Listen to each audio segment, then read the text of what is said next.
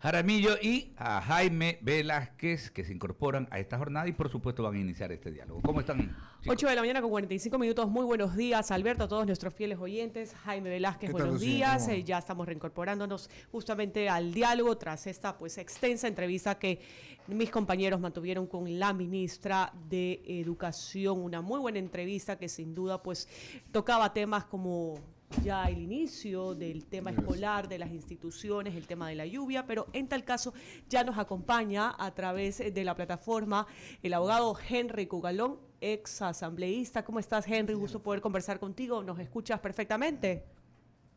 Buenos días, el gusto es mío. Gracias por la oportunidad de compartir con ustedes y con todos los queridos oyentes de I-99. Claro que sí. Empecemos entonces, Henry. Ayer entrevistaba al constitucionalista Ismael Quintana. Yo le preguntaba si es posible que el presidente de la República, Guillermo Lasso, pueda gobernar sin la Asamblea Nacional. Él manifestaba que va a ser como un tipo de bloqueo tras las pugnas que existen tanto en el Ejecutivo como en el Legislativo. Y el constitucionalista Ismael Quintana mencionaba que la única fórmula es acudir al artículo 148 de la Constitución, es decir, mandar a la casa a los legisladores, más aún cuando hay 7 acusaciones por incumplimiento de funciones a la titular del Parlamento, es decir, a Guadalupe Llori. ¿Cuál es tu postura, cuál es tu conclusión respecto a este tema, Henry? Te escuchamos. Para que una democracia funcione, tenemos que estar conscientes que estamos en esto todos juntos. Efectivamente existe una separación de poderes. Hay un ejecutivo que tiene que gobernar y una función legislativa que hace leyes y que fiscaliza. Cuando no cumplimos ese rol, cuando no lo tenemos claro, lamentablemente el gran perjudicado son los ciudadanos. Comprendo la indignación que debe haber sufrido el presidente de la República y el Ejecutivo cuando una ley a favor de las inversiones fue negada sin debatir, sin modificar, sin reformar, sin presentar alternativas. El no por el no, solo por el hecho de tratar de infringir una derrota al gobierno, cuando no se dieron cuenta que a quien están perjudicando es al país. Con este antecedente, lo que ha citado el doctor Quintana es una herramienta legal. Es una herramienta legal mediante el cual un ejecutivo puede cesar a la asamblea y convocar a elecciones generales anticipadas. También la asamblea puede hacer lo mismo. Por eso se denomina muerte cruzada. No solamente la puede hacer el ejecutivo. Y la coyuntura que yo me pregunto, el tema es, ¿esto conviene al país o solamente es una manera de zanjar este caos institucionalizado en que se ha convertido el Parlamento ecuatoriano? Siempre criticado, de eso no tengamos la menor duda, pero que sus índices de aprobación y de credibilidad al día de hoy son iguales a los que terminó el último día de la asamblea pasada, para que vean la gravedad del problema. El presidente de la República no ha escogido la vía de la muerte cruzada y todavía cree que pese a haber quemado las naves, como popularmente se dice, porque les dijo de todos los asambleístas, en algunos casos con mucha razón, piensa que solo lo puede hacer a través de decretos, a través de reglamentos. Y ahí yo veo un pequeño problema. Si bien la Constitución del año 2008, al igual que la del 98, habla de un presidencialismo reforzado, facultades que no tenían los presidentes al inicio del retorno a la democracia, iniciativa tributaria, vetos presidenciales, entre otras cosas, la asamblea está ahí. No sirve para nada, pero está ahí. Y también es un foco de temas de control político. Hay fiscalización a la carta donde se están viendo temas inverosímiles o inauditos. No sé si te has fijado, Lucía, personas que presentan juicios políticos y después los retiran porque quieren llegar más rápido a la presa final, que es el Consejo de Participación. Entonces, todo esto genera un clima de ingobernabilidad, donde para mí el gran afectado es el ciudadano, no necesariamente las clases políticas. Y esto no es nuevo. Así como el presidente ha manifestado que quisiera gobernar sin tomar en cuenta a la Asamblea, recordemos que en el año 1984 Hubo diputados en el Congreso Nacional que dijeron que iban a gobernar desde la oposición. Entonces, lo que necesita el país es madurez política, racionalidad por encima de todo, para enfocarnos en las grandes causas. Hay una que es prioritaria ahorita, hay muchas, pero voy a citar una: seguridad. Y de ahí el empleo. Esa debe ser la razón de ser, lo que yo denomino la unidad de propósitos. Y en eso creo yo que la Asamblea no está jugando el rol que el pueblo amerita y que le pide que haga en una democracia. 8 de la mañana con 51 minutos estamos dialogando con Henry Gugalón, abogado y ex asambleísta. Henry, también se habla de una posible consulta popular. El gobierno espera ya tener listas las preguntas para esta consulta popular en 3 semanas aproximadamente, y uno de los temas que se incluiría es la eliminación del Consejo de Participación Ciudadana, entre otros temas. ¿Tú crees que esta tal vez sea pues una parte de una alternativa que tenga el gobierno para resolver esta crisis política que hoy viven los ecuatorianos? Te escuchamos.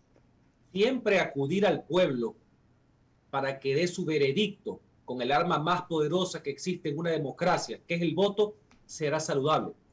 Creo que se han demorado mucho, más en las condiciones que para poder plasmar muchas de las ideas y propuestas que el presidente tuvo en la segunda vuelta y que recibió el apoyo del pueblo ecuatoriano, no se van a poder hacer a través de la Asamblea, tienen que ir al ejercicio de democracia directa. Reitero, creo que se ha demorado demasiado. Ahora bien, hay un tema que es muy importante de señalar.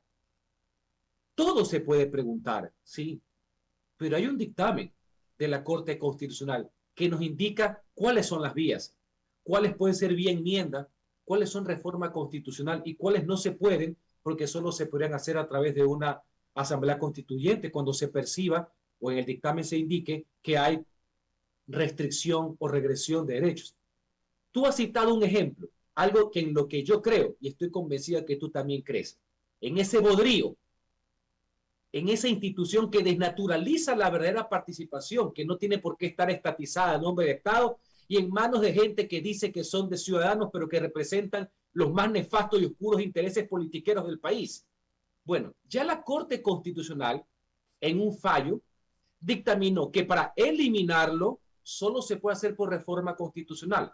Artículo 442. Es decir, el concurso simultáneo entre la Asamblea Nacional, aprobación en 2 debates y en 90 días ratificación del pueblo en referéndum. Es decir, no se puede ir directamente a preguntárselo al pueblo, como sí se puede hacer en una enmienda. Contrario sensu, si queremos eliminar ciertas funciones del Consejo de Participación Ciudadana, pero mantener la institución como tal y enviarla a lo que siempre ha sido, lucha contra la corrupción, por poner un ejemplo, sí se puede hacer vía enmienda y sí se le puede preguntar al pueblo, por no eliminar. Entonces, hay que estar conscientes de todos estos escenarios porque la Corte ya tiene precedentes en este sentido. Entonces, una reforma política sustancial, de avanzada, va a tener estos tamices, va a tener estos filtros jurídicos antes de llegar al pueblo.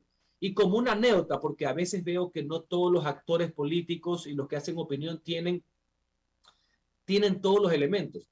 Tanto la enmienda para eliminar funciones como la reforma constitucional para eliminar la institución como tal, hace muy poco tiempo, en mi legislatura, en enero del año 2021, las dos fueron negadas por la Asamblea, con otra realidad política.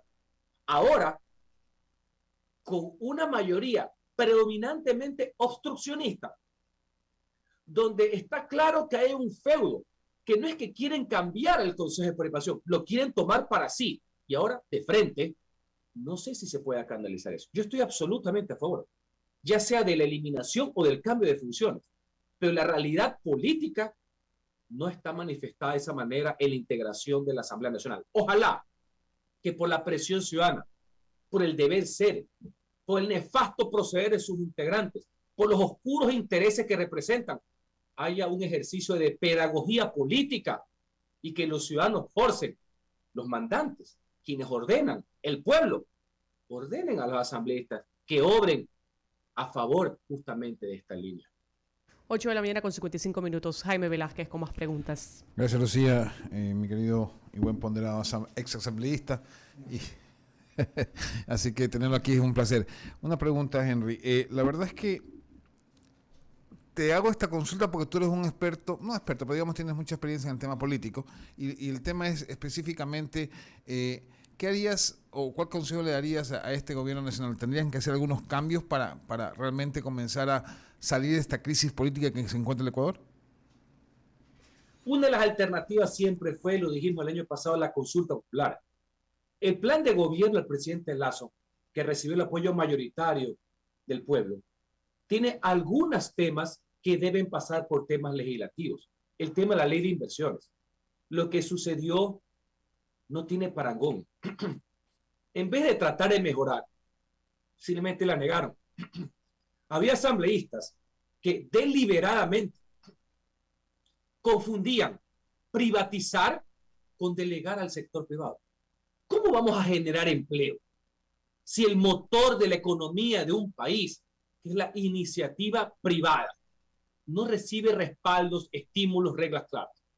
Ahora bien, la seguridad jurídica y la confianza no se decreta ni se legisla.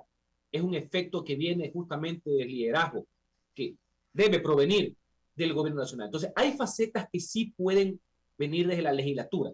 Y si hay un Congreso que no le importa el país, sino cálculos electoreros, negligencia manifiesta e ignorancia supina, el presidente tiene que acudir directamente al pueblo. Pero hay otras facetas en que sí puede ejercer sus facultades presidenciales. Me explico, a través de reglamentos, a través de decretos ejecutivos y fundamentalmente a través del liderazgo. En materia de seguridad, sin perjuicio que siempre se podrán mejorar algunas normativas, el marco legal está óptimo, está ahí, se puede enfrentar con decisión, con firmeza, tanto la delincuencia común, y no estoy hablando de las bagatelas de robo famélico, sino de la delincuencia, como también al crimen organizado, en un gran consenso social de país, en una política pública que nos englobe a todos, porque es de Estado, que trasciende a los gobiernos. Y hablando de esto justamente, aquí viene una definición presidencial. El presidente Lasso siempre ha dicho que no quiere ser un transeúnte en Carondelet, un vulgar huésped que quiere trascender, no ser un presidente más. Y es la decisión que tiene que imponer él y marcar, apoyada por el pueblo, que va a dirimir esa situación. Si va a ser huésped o va a ser rehén de una asamblea nacional que no está conectada con el sentir de la nación.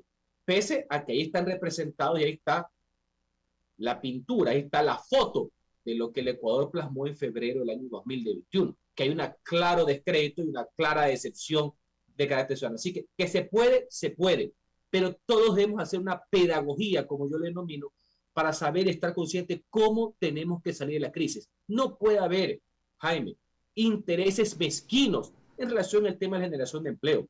Puede haber disputas ideológicas, que eso es normal en una democracia.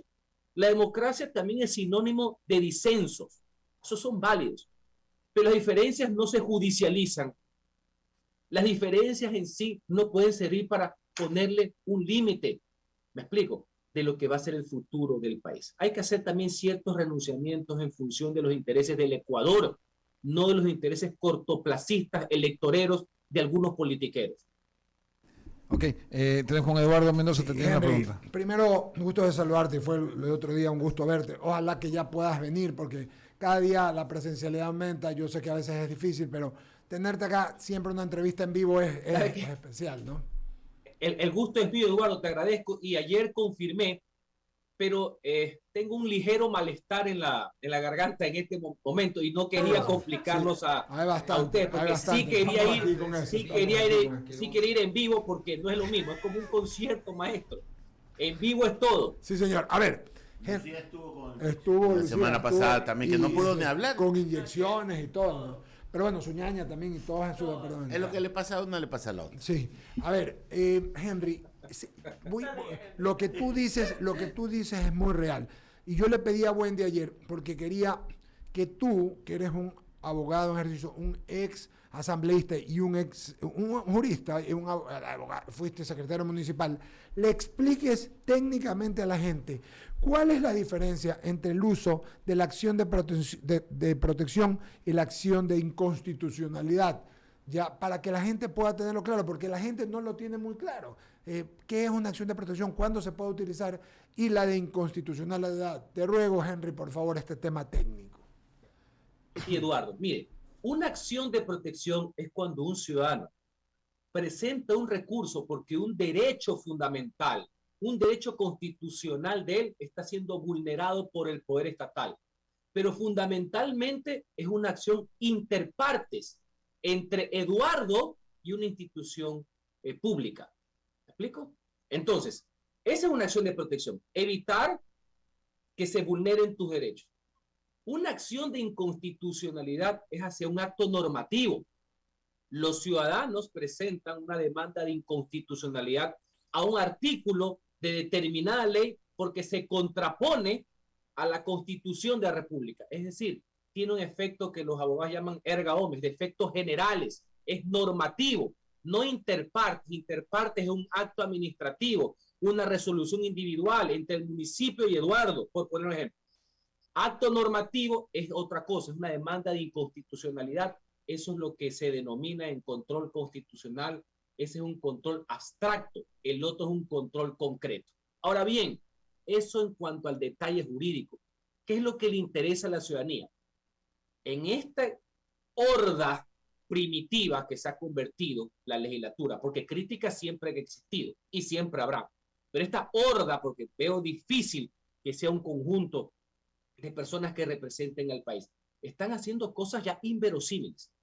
No hay abogado que respalde que se presente una medida cautelar contra una institución de la cual yo mismo soy el representante legal, sobre un acto que se debe debatir, más allá que estemos o no de acuerdo. Eso lo voy a dejar para un minuto, para impedir que se debate y se resuelva algo, que en democracia es el razonamiento y los votos, obviamente enmarcados en el Estado de Derecho, quien deben tomar una resolución. Utilizan a los abogados de la Asamblea, que son institucionales y no personales, para acciones, en este caso una medida cautelar. Pero lo más risible, pero que lleva a la indignación, y se lo digo ahora que estoy a tiempo completo en la universidad, es que en una medida cautelar, unos jueces hagan reparaciones integrales, lo cual no hay libro, folleto, periódico, pasquín, que no diga que son en sentencias. La reparación integral, por poner un ejemplo, en la sentencia de la Corte Interamericana de Derechos Humanos, en el caso de Emilio Palacio del Universo, la reparación integral viene en las sentencias, no en las medidas cautelares. Entonces, entre la horda primitiva que está en un lado y el desconocimiento absoluto y el manoseo, lamentablemente, de las medidas jurisdiccionales, que se denomina de garantías jurisdiccionales, aquí estamos viviendo una anomia de país, pues. Sí. Y eso no es correcto, pues. Se están degenerando las herramientas que son para proteger al ciudadano del abuso y del poder del Estado, solo para el mangoneo de la permanencia del poder. Ahora bien, Eduardo, ya dirán, y los otros no la sacan gratis, ya dirán que se vieron abocados a presentar ese tipo de medidas, en todo caso contrarias a derecho y la actuación de los jueces más, porque los otros también estaban violentando el derecho. Fíjense ustedes lo que ha pasado el día de ayer. Han perdido cerca de 40 y pico de días, porque ayer han comenzado a hacer lo que debieron haber hecho antes, pues. Claro. Nos guste o no, ahora hay un procedimiento reglado. Creo que somos críticos del accionar de la presidenta de la Asamblea, no de sus propios derechos, no de su trayectoria de vida, no lo que ella representa, que merece el mayor de los respetos, pero sí de su accionar, de su nula conducción, de su carente liderazgo. No comprende absolutamente nada de lo que pasa en el Parlamento. Pero hay un procedimiento, pues. Hay un procedimiento reglado para analizar su conducta e ir a su destitución como autoridad, no como parlamentario. Está en las últimas reformas de la Ley Orgánica de la Función Legislativa, artículo 18 y 166, que muchos se lo quisieron saltar. Hay algunos que dijeron que se podía resolver en un día. Tampoco es así. Entonces, si de lado a lado no comprende cuáles son los valores democráticos, republicanos, el Estado de Derecho. Señores, estamos invirtiendo las prioridades y hay un pueblo, unos ciudadanos que quieren que se preocupen por ellos, por su seguridad, por su empleo, y miren lo que está pasando. Cuidado la salida, no es como dicen algunos con relación a la muerte cruzada. Cuidado, la indignación y el repudio supera inclusive las normas legales. Yo coincido plenamente contigo, Henry Cucalón. Ya está Javier Segarra en plataforma, lo saludamos también y le voy a dar el paso a Ramiro, pero quería solamente comentar con ustedes respecto a lo que estás diciendo, Henry. Una encuesta de Market del día de ayer, calientita, en la que le hacen a las preguntas a la gente, ¿no? Y preguntan sobre el tema de la Asamblea. Y la Asamblea Nacional penosamente tenía menos 11, hoy tiene, 8 de 100. O sea, yo no sé si ha llegado algún momento a tiene una no aceptación del 92%. Entonces lo que estás diciendo, Henry, parece que hicieran todo para que fuera, peor. Ayer entrevistábamos a Pancho Huerta y hablamos del tema con los años, la experiencia y la capacidad. Le contamos que anteayer estuvo Heinz Meller Freile y hablaba, esto se solucionaba con diálogo, pero con sindéresis. Y penosamente esta asamblea no tiene ninguna de las dos y me temo que tampoco hay demasiada gente comprometida, sino con sus pensamientos y no con el Ecuador. Ramiro Cepeda sigue y saludamos a Javier Segarra que anda en plataforma. Sigue, Ramiro. ¿Qué fue, Henry? ¿Cómo te va? ¿Cómo te va? Un gusto, como siempre. Henry, yo te escucho y en el plano formal el diagnóstico está casi claro y creo que en el diagnóstico todos estamos claros. La salida del Ejecutivo a través de una consulta popular requiere fondos en la cuenta de favor popular, que para utilizar los términos de un presidente con experiencia bancaria, no solo que no tiene fondos, sino que creo que está sobregirada. ¿Ya? ¿Cómo llenarla de fondos con un presidente que, como tú citaste, no quiere pasar a la historia adornando el Salón Amarillo, sino trascender con acciones diferentes?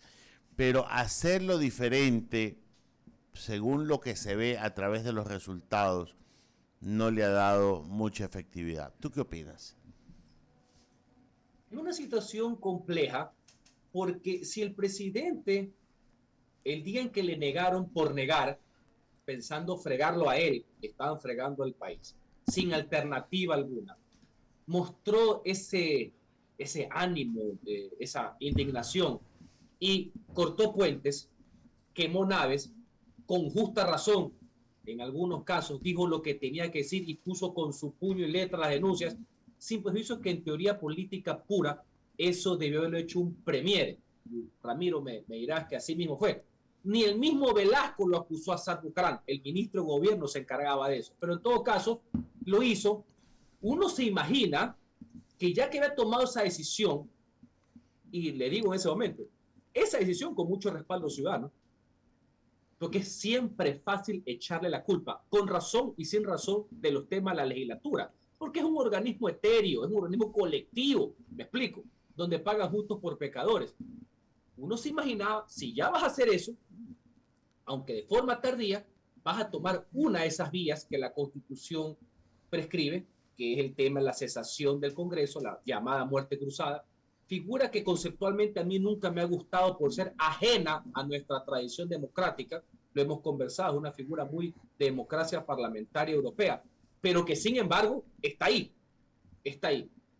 Pero a los pocos días, o según la crónica del Expreso, al día siguiente se cambió, pero ya ha dejado alborotado pues el avispero. Claro. Y encima con una calidad bastante precaria en la contraparte, porque Ramiro, oposición beligerante ha existido siempre. Yo acabo de citar el ejemplo cuando el día que se sentó Febres Cordero, hubo un diputado que dijo que iba a gobernar la oposición. El diputado Ledesma. Exacto. Entonces la política no es andar con pañuelazos, ¿no? Es una actividad, es un deporte bastante álgido, por decirlo bien. Pero, ¿qué es lo que pasa?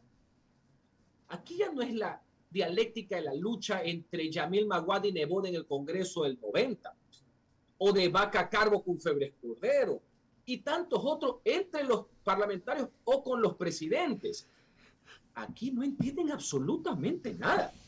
Entre ofuscados, entre pendencieros, entre ignorantes. Entonces, esa es la realidad que le toca a él gobernar. Y ha quemado unos puentes y ahora nos dice que lo va a hacer a través del ministro.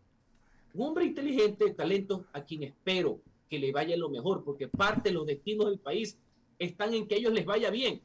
Ya habrá momentos para otras diferencias electorales, de visiones, pero esto es un momento de país. ¿Me explico? Entonces, es absolutamente difícil la situación que se ha creado.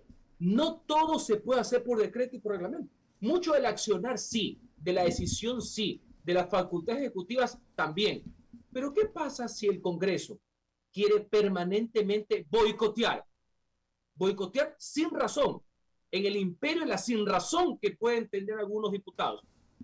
El Congreso, el presidente va a tener que actuar. Entonces va a haber una pugna de poderes permanente en el mismo momento que vemos que siguen asesinando gente en las cárceles, que la ola de asesinatos en las calles continúa, que el impacto inicial de mejora, gracias al éxito de la vacunación, que ojalá se repliegue en otras áreas del gobierno, en que sí se aumentó por género de confianza el empleo, se ha vuelto a detener, no es el escenario más dable.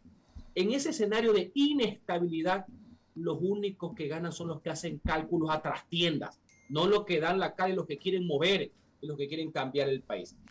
¿Cómo? Tú sabes de historia. Si se sigue dilatando la consulta, por más que existan buenos temas calificados por la Corte, como di en el antecedente, cuidado opera lo que ha sido una tradición política en el Ecuador, que las consultas pasan a ser un plebiscito sobre la conducta del presidente y no sobre el cambio que aspira el pueblo. Totalmente de acuerdo, Henry, y ojalá que eso no suceda y que el presidente pueda encontrar fondos para su cuenta política. ¿Cómo extraña? Y ayer conversaba en el aeropuerto con un ciudadano, voy a omitir el nombre, pero usted era uno de los, fue secretario del presidente Febres Cordero, ya sabe a quién me refiero, y decía, ¿en qué momento el Congreso tuvo vigencia todo el año? ¿Se acuerda que sesionaba solo 2 veces al año durante 60 días? Y de ahí las comisiones legislativas le dieron mucha protagonismo al Congreso y resulta que se transformó más que un elemento acolitador de las funciones del Ejecutivo, como estamos viendo ahora, se transforma en un instrumento de obstrucción de sin razón porque sí. Entonces, una de las consultas podría ser, o de los temas de la consulta, volver a ese descanso legislativo que en verdad hasta entorpece a la mentalidad ciudadana, ¿no? Tú citas un ejemplo válido, el del plenario de las comisiones legislativas que funcionó desde el año 1979 al año 1998. Había sesiones permanentes solamente 2 veces al año, 2 meses, el resto eran las comisiones. Y se activaba cuando habían las famosas convocatorias extraordinarias. Tanto el presidente del Congreso, que ese era el poder que tenía, las autoconvocatorias o cuando el presidente de la República así lo determinaba. Pues bien, eso se terminó no ahora en el 2008 como la gente cree. El régimen de escuelita, nefasto, vino el año 98. Debemos ser uno de los pocos congresos en el mundo, y yo visité algunos por invitación, valga la aclaración, en Europa y acá, en que sesionamos 11 meses al año, como régimen escolar prácticamente, y donde se ha impuesto un sistema de que tienes que sesionar 3 días en el pleno, y donde se ha generado en la memoria colectiva, ¿me explico?, en la leyenda urbana, por así decir, en el imaginario colectivo, de que si no estás sentado ahí, no trabajas. Como en la escuelita, como que te ponen parte. ¿Me explico? Entonces, eso degenera también el tema de la democracia y desgasta. Ustedes han visto en el Parlamento de Estados Unidos, sea en la Cámara Baja o en la Cámara Alta, ustedes han visto a los diputados que no sean en el momento del discurso del Estado de la Unión o el impeachment que le hicieron 2 veces al señor Trump. ¿Ustedes han visto que se reúnen a cada rato? No, legislan desde su oficina. votan también, van y dan un discurso. Ese desgaste permanente de pensar que si no apruebas 80 leyes al año, que las pones en un PowerPoint como tecnócrata, es que te quedas de año, eso le ha hecho mucho daño a la democracia y a la calidad de la representación y a la calidad del proceso democrático. Las leyes que salen deben ser fruto de un gran consenso de la sociedad, que son interpretadas por el legislador y sancionadas por el presidente de la República como colegislador. Es el resultado de un proceso, no el inicio de un peregrinaje. Entonces es un tema mucho de cultura política. Si ponen estos temas de reforma política en la consulta, no niego que sean importantes, más allá que el cambio está en la conducta de las personas y principalmente quienes hacen de dirigentes, por no decir propietarios de los partidos políticos, pero la consulta tiene que venir acompañada de temas también más sustanciales, más directos, más de compromiso diario con los problemas ciudadanos para destrabar y permitirle al régimen que pueda cumplir los ofrecimientos que fueron respaldados por la ciudadanía. Si solo lo ponemos como reforma política, que no digo que no sea importante, Ramiro, puede perder cierto interés, porque esos son los problemas de los políticos y no los problemas de la gente. Podemos cambiar cámaras, poner senados. Tú más que nadie sabes que si aplastas un botón no va a aparecer Jaime Roldós necesariamente, va a aparecer el mismo que estaba criticando de la actual asamblea y de los que no aparecen, que son chateadores de WhatsApp y que no van nunca, y son los que más critican a la presidenta que no sabe dónde diablos está parada. ¿Me explico? Va a pasar exactamente lo mismo. Un cambio de cultura, pero la consulta debe tener muchos más temas de fondo y más cotidianos también. Correctísimo. Para que haya cultura política, primero debe haber cultura, de lo cual carece muchísima gente por ese sector. Dándole el buenos días a mi compañero y hermano Javier Segarra, que continúa con la entrevista. Javier, por favor, siga usted. Gracias. Buenos días ahí a todos. El doctor Cucalón, un gusto tenerlo por la plataforma. Solo una inquietud. La estabilidad democrática, la institucionalidad y la gobernabilidad, parecería que en los últimos más de 40 años que vivimos en esta nueva democracia, depende del Congreso, de la Asamblea o como quieran llamarlo, porque juegan los intereses políticos y no los intereses del país. Frente a eso, ¿qué hacemos? Javier, ¿cómo estás? Tu experiencia y tu trayectoria te lleva a conjugar en una sola frase cuál es el problema. Pero puede existir oposición, puede existir lo que se denomina el contraste de posiciones, que es legítimo, sin necesariamente caer en factores de desestabilización. Cuidado, no pensemos que el silencio, la sumisión, el que aquí no pasa nada, también es lo correcto. La ciudadanía, ustedes, que son canalizadores de la opinión ciudadana, durante muchas veces decían, bueno, no queremos unanimidad, también queremos estos contrapesos que son válidos, que son necesarios. Pero una cosa es el contrapeso y otra cosa es obstruir el todo por el todo, porque quiero ver cómo me beneficia a mí, perjudicando a quien es presidente. Hoy día es Lazo, mañana puede ser cualquier otra persona. O asimismo, el hecho de pensar igual que un mandatario, de ser del oficialismo, no significa ser una alfombra, pues. No sé si se han fijado, otra vez más pongo el ejemplo de Estados Unidos. Uno de los senadores que tiene parada la reforma en la Cámara Alta del presidente Biden, del gran plan de reconstrucción nacional, que me interesa, yo apoyo muchísimo desde acá porque creo que es lo correcto, es un senador demócrata, del mismo partido del presidente Biden, el más de derecha dentro del esquema de los demócratas. Pero no anda pidiendo nada a cambio, pues, y no anda escondido, y no critica al presidente en WhatsApp, no, lo dice de frente. Ha ido varias veces a la Casa Blanca y no está de acuerdo. Yo creo que el senador está equivocado. Pero es una postura frontal de contraposiciones, porque él cree que la posición de Biden va a afectar a su electorado en su estado. Entonces, es el pueblo que va a dictaminar. Entonces, el tema pasa a que la estabilidad es necesaria. No un cheque en blanco tampoco. Los presidentes no necesitan un cheque en blanco para gobernar tampoco. La política es difícil. Y el presidente sabe que cuenta con el apoyo mayoritario de la gente. Tiene una legitimidad popular. Los números, si bien han bajado, no son tan negros como los quieren pintar algunos. Si él se encausa en los temas que engloban en los temas que lo llevaron a ser presidente. El comprender que el derecho a tener derechos es válido, no una retórica. Que si pone el empleo y a la salud por encima de las cosas y nos hace una gran causa a favor de la seguridad, va a marginar a los otros que solo le interesan el fracaso de alguien para ver si ellos brillan en la oscuridad. Entonces sí se puede hacer. E inclusive, si en esta pedagogía se arrincona, democráticamente hablando, ya que ha decidido no cesar al Congreso, porque involucra también su cesación, hacer una pedagogía, no solamente que los asambleístas son vagos y corruptos, no, sino que además no quieren trabajar por ustedes. Y déjeme decir una cosa, y yo que he sido parlamentario 8 años, es muy fácil hacer esa pedagogía. Hay otros que lo hicieron con otros fines, o usted se olvidará lo que pasó en el año 2007, cuando le echaron la culpa a el antiguo régimen, a esos diputados, a los mismos de siempre, a los que tú abrías un ascensor y salió un payaso, cuando ellos después pusieron al payaso y al dueño de circo de asambleístas. Lo que hicieron, lo mismo que criticaron, corregido y aumentado. Pues, se puede hacer. Lo importante es que la gente conecte, que el presidente de una república, por más problemas que haya, se preocupa por ellos.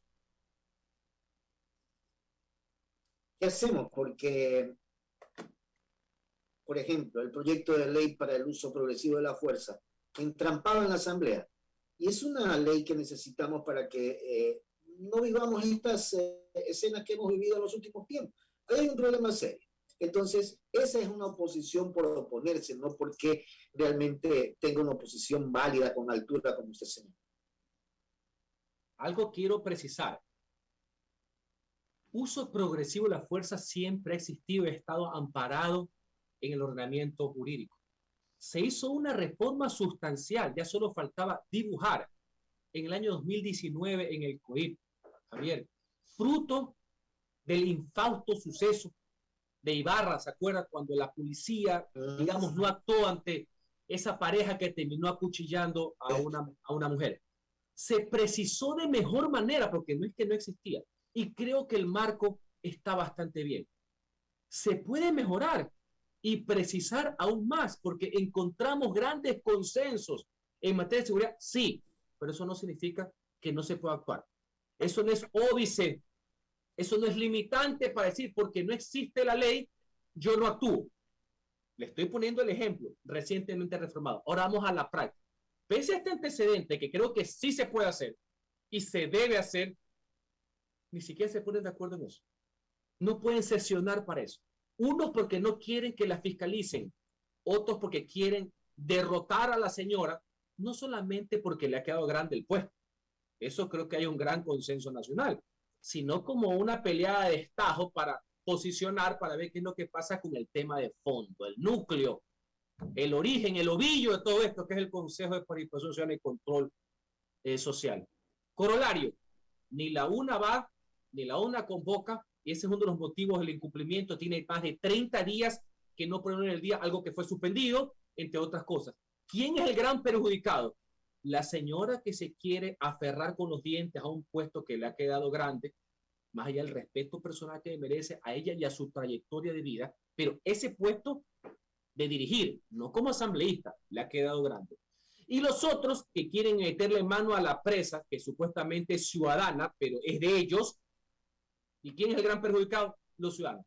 Y en este caso la policía, que pese a que sí tiene un marco legal, mejorado y reformado en el año 2019, donde operó un consenso, Javier. Esa propuesta se hizo dentro de una reforma penal que nosotros estamos llevando a cabo y que ustedes conocen, que nació una iniciativa.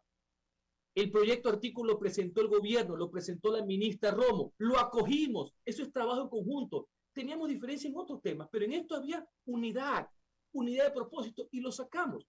¿Por qué no lo pueden volver a hacer y mantener las diferencias, que en algunos casos son electorales, para otro patio? Pero el pueblo no tiene por qué pagar los platos rotos de esa miopía política y esa mezquindad, pues. ¿Quién respalda el que se quiera aferrar a la presidencia de la Asamblea, Guadalupe Llori? El propio gobierno.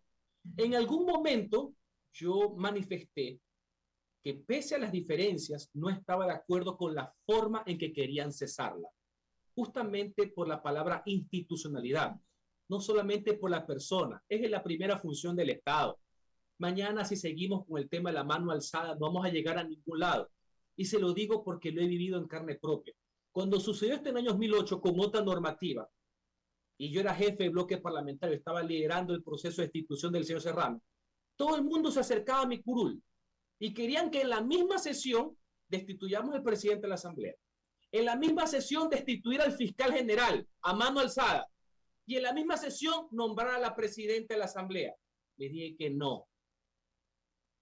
Y eso que teníamos los votos, no era correcto, no era legal. Eso se hacía en los 80, en los 90, y justamente todo ese tipo de cosas y trafacías es lo que generó que el que venga después quiera seguir imitando esos malos ejemplos. Y así no hacemos país, así no hacemos instituciones. Ya de por sí nos equivocamos bastante, hemos errado, me he equivocado también, pues no lo puedo hacer de forma deliberada.